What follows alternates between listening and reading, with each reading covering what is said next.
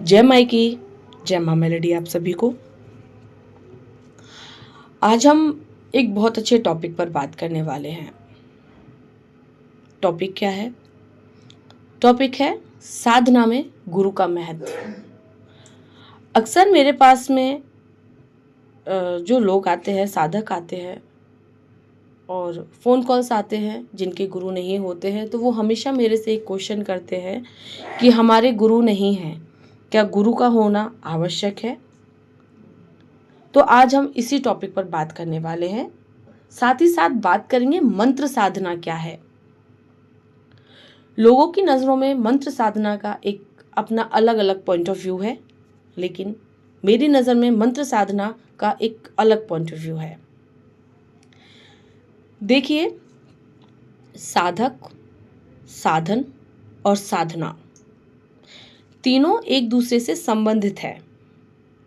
मतलब जब साधक, साधन और साधना, जब यह तीनों बैलेंस रहते हैं, या आप कह सकते हैं कि तीनों के संतुलन से ही ज्ञान की प्राप्ति होती है या ज्ञान संभव है।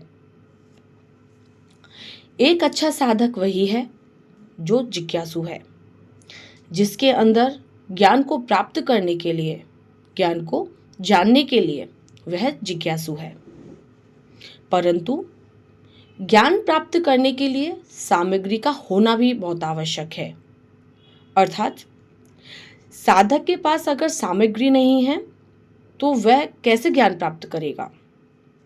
फॉर एग्जाम्पल, कोई मूर्तिकार है, उसको मूर्ति बनाना बहुत अच्छे से आता है, लेकिन उसके पास में औजार नहीं है बनाने के लिए और उसको मूर्ति बनाना आता है, तो उसके पास में जो ये काबिलियत है वो भी बेकार है। मूर्ति बनाने के लिए उसके पास औजार का होना बहुत आवश्यक है और एक पत्थर को आकार देने के लिए औजारों का होना बहुत आवश्यक है। उसी प्रकार ज्ञान के मार्ग पर आगे चलने के लिए, साधना के मार्ग पे आगे चलने के लिए, ईश्वर तक पहुंचने के लिए, जीवन के सत्य को समझने के लिए गुरु का होना विशेष महत्व है, विशेष आवश्यक है।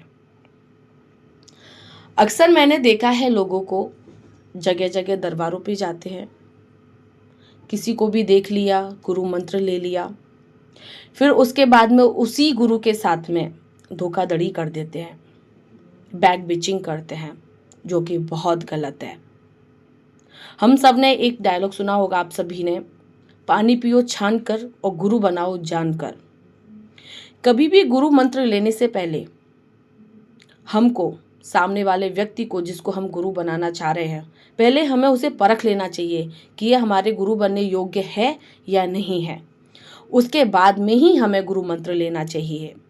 ऐसा नहीं है कि आप कहीं जाओ, उसको गुरु बना लिया, वहाँ से गुरु मंत्र ले लिया, फिर आप दूसरी जगह जाओ, उस गुरु को छोड़ करके आपने दूसरे गुरु से मंत्र ले लिया, कान में फुकवा लिया। ये बहुत गलत है। ये एक ऐसा अपराध है जिसको करने के बाद जीवन भी निकल जाए तो भी भगवान उस चीज़ के लिए क्षमा नहीं करता। आगे भी उसके लिए जीवन लेने पड़ते हैं तो भी ईश्वर उसके लिए क्षमा नहीं करता। आप किसी के भी प्रति अपराध करो, लेकिन गुरु के प्रति कभी किसी को अपराध नहीं करना चाहिए। कभी गुरु के प्रति नज़रों में, गुरु की नज़रों में कभी शिष्य को गलत नहीं होना चाहिए, कभी पापी नहीं बनना चाहिए। क्योंकि गुरु ही एक ऐसा साधक, ऐसे साधन है हमारे पास में जो हमें ईश्वर तक पहुंचाते हैं। हमारे जो जीवन की सत्यता है वहाँ तक हमें लेके जाते हैं और हमारी गति करवाते हैं, एक गुरु ही हैं। तो आगे आप कभी भी गुरु मंत्र लो तो बहुत सोच समझ के लीजिए कि वो व्यक्ति हमारे गुरु बनने योग्य है या नहीं है, उसके बाद में ही आप गुरु मंत्र लें। अगर गुरु ही जीवन में नहीं है तो आप कभी साधना के मार्ग पर आगे नहीं जा सकते, क्योंकि गुरु ही हैं जो किसी भी अज्ञानी व्यक्ति को भगवान तक लेकर जाते हैं।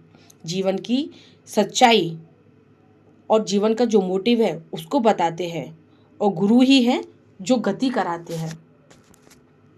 देखिए, किसी भी कला को समझने, सीखने और करने की विधि को उसके विद्वान, जानकार की शिष्यता में शिक्षा ग्रहण करनी होती है, और गुरु, आचार्य जैसे जैसे निर्देश देते हैं, सभी निर्देशों का पालन करना होता है। गुरु के मनोकूल कार्य करने की विधि ही साधना है। देखिए, साधना करने का विशेष महत्व क्या है। लोग समझते हैं कि हमने 1008 जाप कर लिए, 1.25 लाख जाप कर लिए, ये जाप कर लिए, वो जाप कर लिए, हमारी साधना कंप्लीट।